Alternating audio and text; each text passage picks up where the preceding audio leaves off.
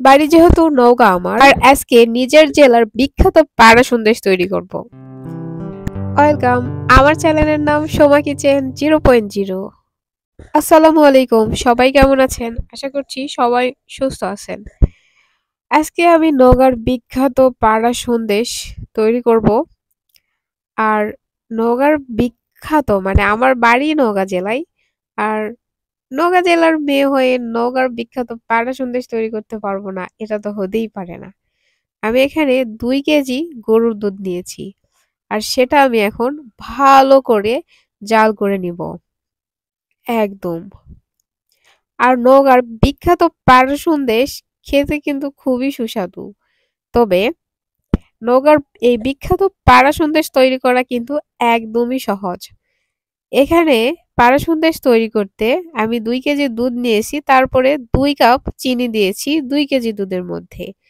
দেওয়ার পর আমি কিন্তু চিনিটা দুধ যখন একটু কমে গেল, অর্ধেকে চলে আসছে জাল করার পর, তখন কিন্তু আমি 2 কাপ চিনি এর মধ্যে দিয়ে আমি এটা ভালো করে নাড়তেছি। তারপরে আমি এর মধ্যে দিয়ে দিলাম 2টা এলাচ, সাদা এলাচ। এরপর আমি এর মধ্যে দিব ঘি, 2 চামচ ঘি দিয়ে দিলাম। তবে নওগাঁর পাড়া সন্দেশ তৈরি করতে খুবই কম উপকরণ লাগে। এখানে লাগলো, আমি কয়টা উপকরণ দিয়েছি, একটা হচ্ছে দুধ, দুধ হচ্ছে লাগবেই। তারপরে হচ্ছে ঘি দিলাম, এলাচ দিলাম আর দিলাম চিনি। তারপরে এটা আমি এভাবে অনবরত নাড়তেই থাকতে হবে, না হলে নিচের তলা লাগিয়ে পুড়ে যাবে। এই জন্য কখনোই এভাবে নাড়া বন্ধ করা যাবে না। এভাবে নাড়তে নাড়তে দুধ কিন্তু একদম কমে যাবে আর হচ্ছে ঘন হয়ে আসবে।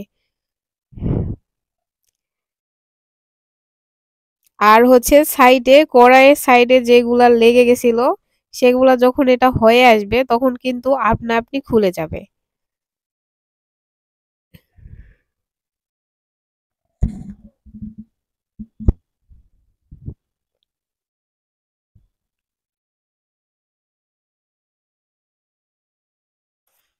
এই যে, আর কালারটাও একটু গাঢ় হতে লাগবে। এই যে সাইডের ওগুলা কিন্তু এমনি খুলে খুলে চলে আসছে। তার মানে আমার সন্দেশের জন্য যে পুরটা সেটা হয়ে গেছে। আর তখন এগুলা গরম থাকা অবস্থায় হাত দিয়ে এভাবে গোল গোল শেপ করে নিব। কত সুন্দর হয়েছে পাড়া সন্দেশ! বিভিন্ন শেপের পাড়া সন্দেশ তৈরি করা যায়। আমি এই শেপে পাড়া সন্দেশগুলো তৈরি করে ফেলছি। দেখতে যেমন লোভনীয় ছিল, খেতেও কিন্তু তেমনই স্বাদ ছিল। যাদের পাড়া সন্দেশ খেতে ভালো লাগে তারা চাইলে এভাবে তৈরি করতে পারেন। ভিডিওটি ভালো লাগলে অবশ্যই লাইক, কমেন্ট এবং শেয়ার করবেন। চ্যানেলটি সাবস্ক্রাইব করবেন। Thank you.